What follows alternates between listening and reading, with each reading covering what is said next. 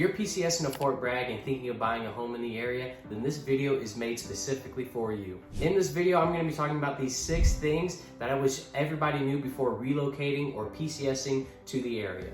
These are things that realtors don't really say, and it should save you guys a lot of time, money, and just a lot of headaches in general. So the first thing that I want to talk about is that Fort Bragg is not just Fayetteville. I understand that they kind of go hand in hand. When people think of Fayetteville, they think of Fort Bragg, but when people think of Fort Bragg, they think of Fayetteville as well. But the reality is that there's a bunch of other surrounding cities for you guys to choose from, and you're still going to be close to post. So there's Raeford, North Carolina. There's a gate that services most of Raeford. There's Hope Mills, North Carolina.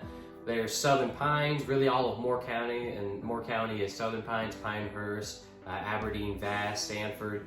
But then you also got Spring Lake, North Carolina, and each of them kind of appeal to a different kind of crowd. So if you're wanting something more rural, then maybe Hope Mills or Southern Pines is something that is closer to what you're needing.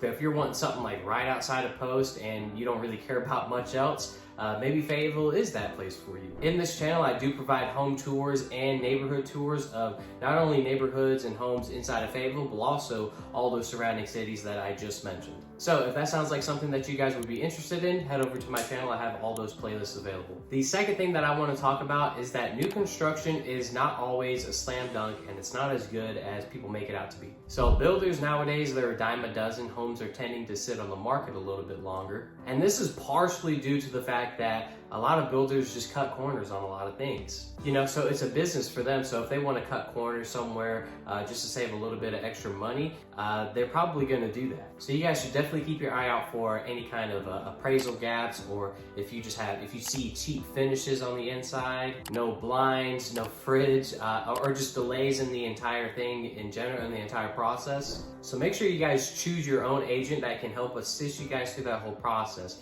Don't just pick the one or choose the one that is the builder rep and they're the one at the neighborhood. The third thing that you guys should be aware of before moving here is that commute times can sometimes be misleading. So Google Maps might say the commute time is 20-30 minutes, but it's honestly going to depend on what time you're looking at. It seems like as long as I've lived here, there has always been road construction, especially on Highway 295. I've lived here my whole life, and Highway 295, it's always saying like, yeah, it's going to be finished here soon, but it's just never finished.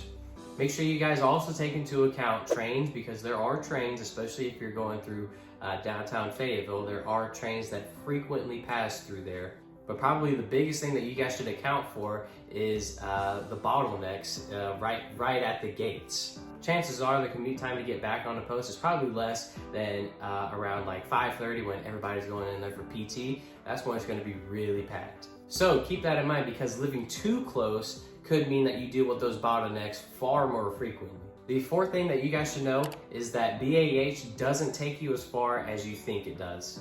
Now this one is especially true if you're trying to stay under the $400,000 price point, or really probably like $350,000 and under. The typical BAH here is E5 to E7 BAH, or 01 to 03 BAH.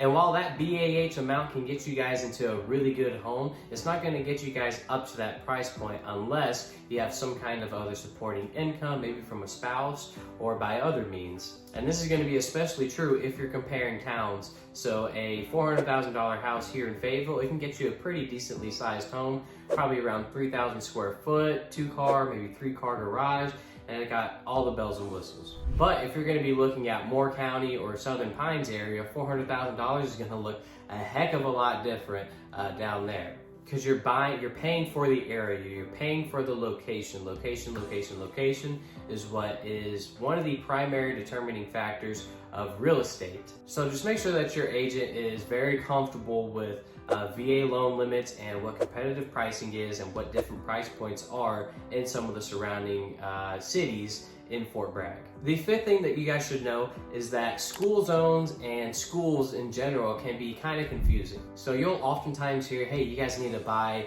in this neighborhood, or you need to buy in this school district. A lot of people oftentimes end up going private school, but honestly, it's personal. It's your personal choice, and it's whatever your preference is. But what I can say is that if school performance is really high on your importance list, that you guys should do your own research. One website that I absolutely recommend you guys check out, if that is a really high priority for you, is niche.com. Just try to gather as much information as possible so that you guys can form your own opinion on what school you think is the best for you, because there's definitely going to be a lot at play here.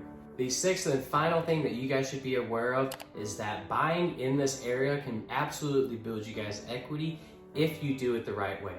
A lot of people who relocate here, especially military buyers, you're only here for a short amount of time, so like 3 to 5 years. And oftentimes that can seem like it's kind of risky. Like if in 5 years or 3 years you have to relocate, are you going to get a return on your investment? Are you going to sell your house and make a profit?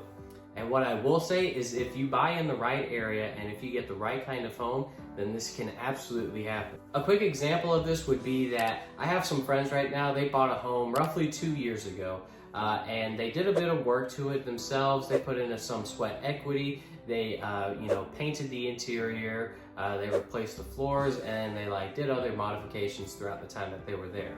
However, their intention was always to turn around and sell this home because they knew that they bought in a desirable area, low crime, had great schools, and most homes in that area were owned by VA home loan owners. So in just those 2 years and just that little bit of sweat equity that they put in, they're already having about $100,000 in equity. So I mean, talk about a return on your investment, because holy crap. So I will say oftentimes that is the case, that whenever it's time for you to PCS, if it's been a couple of years, whenever you go to sell your home, oftentimes you're walking away with a check that you can use either towards your new house or maybe even both. Maybe you can use it towards a house and something else. Worst case scenario, if the equity isn't there and it's not looking like how you want it to, you could always look at renting it, and now somebody's paying down your mortgage for you. You're pocketing a little bit at the same time while your home is still building equity because it's an investment. And if you are relocating to Fort Bragg, feel free to reach out to me at realestatewithjustinh@gmail.com. After you shoot me an email, we'll look at booking a call together, and that's really where everything starts. Again, thank you guys for watching this video, and I'll see you in the next one.